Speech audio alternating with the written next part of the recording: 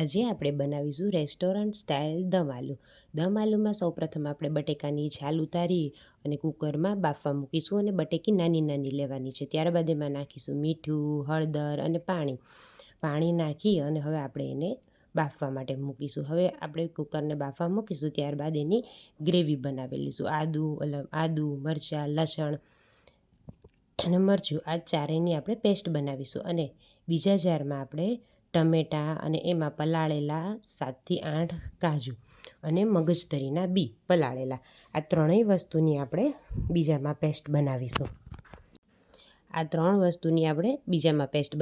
અને આ કાજુને આપણે કટકા કરી દઈશું, જેથી ક્રશ કરવામાં સહેલા પડે. નહીંતર કટકા રહેશે ને પલાળીને કર્યા હોય તો ઝડપથી ક્રશ થઈ જશે. હવે બંનેની પેસ્ટ બની ગઈ છે, ડુંગળીની અને ટામેટાની. ત્યારબાદ આપણે જોઈશું કે બટેકા આપણા બફાઈ ગયા છે. બટેકા આપણે 70% જ બાફવાના છે, કે જેથી ફોર્કની મદદથી આપણે જોઈ શકીએ કે બફાઈ ગયા છે. હવે તેલ મૂકી અને એમાં આપણે બટેકા ફ્રાય કરવાના છે. બદામી કલરના થઈ જાય ત્યાં સુધી ફ્રાય કરવાના છે. અને બાફ્યા છે આપણે 70% જેટલા, 30% જેટલા કાચા રાખવાના છે. ત્યારબાદ આપણે બટેકાને બરાબર ફ્રાય કરીશું અને ધીરે ધીરે હલાવતા જવાના. જો તમે જોઈ શકો છો કે 70% બફાણા છે, એટલે હલાવવામાં પણ તૂટી નથી જતા. હવે બટેકા તમે જુઓ છો કે ગોલ્ડન કલરના થોડા થોડા થઈ ગયા છે. બટેકા બરાબર સેલો ફ્રાય થઈ ગયા, એટલે હવે બટેકાને આપણે કાઢી લઈશું. બટેકાને કાઢી લીધા બાદ તેલમાં આપણે વઘાર કરીશું.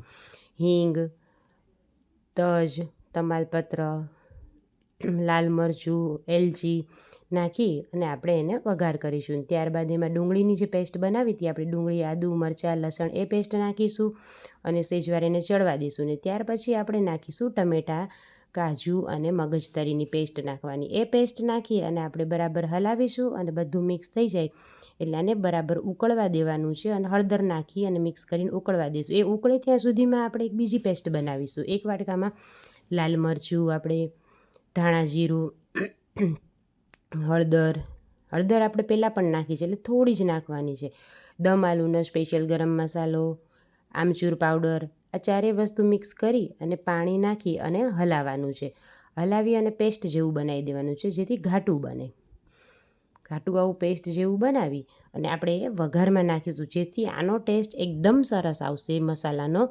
હવે ડાયરેક્ટ પણ આપણે નાખી શકીએ, પણ એના કરતાં પેસ્ટનો ટેસ્ટ વધારે સારો આવે છે. હવે જે આપણે દમ આલુની ગ્રેવી ઉકળે છે, એમાં આ પેસ્ટ આપણે તૈયાર કરેલી એડ કરીશું. પેસ્ટ નાખ્યા બાદ બરાબર મિક્સ કરી અને વળી પાછું થોડી વાર ઉકળવા દઈશું. ઉકળે એટલે આજુબાજુથી તેલ છૂટું પડશે, ત્યાં સુધી આપણે એને ઉકળવા દેવાનું છે, જેથી ટમેટાં, ડુંગળીમાં જે પાણી હોય છે એ ઉકળી જાય છે.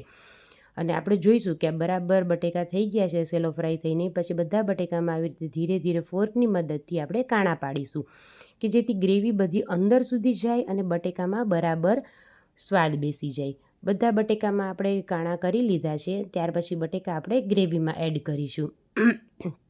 હવે ગ્રેવીમાં તમે જોઈ શકો છો કે બધા બટેકા આપણે એડ કરવાના છે.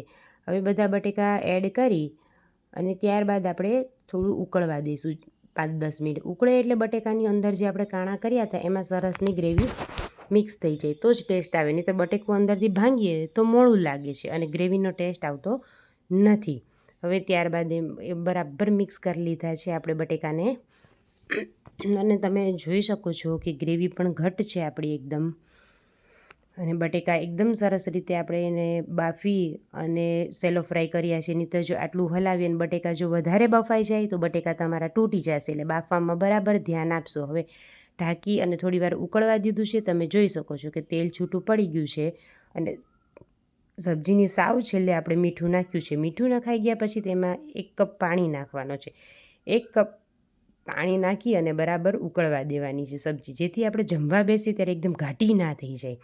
હવે તમે જુઓ છો પાણી નાખ્યા પછી પણ ઉકળવા દીધી તો બી પણ એમાંથી તેલ છૂટું પડી ગયું છે. તેલ છૂટું પડી જાય એટલે આપણી સબ્જી તૈયાર છે. તમે જુઓ છો સબ્જી તૈયાર છે. હવે એમાં આપણે એકદમ સરસની કોથમીર નાખી અને ત્યારબાદ આપણે એને સર્વ કરીશું. જો બટેકા દમ આલુની સબ્જી એકદમ રેડી છે કાઠિયાવાડી. તમને ગમ્યું હોય તો સબસ્ક્રાઈબ કરજો, લાઈક કરજો.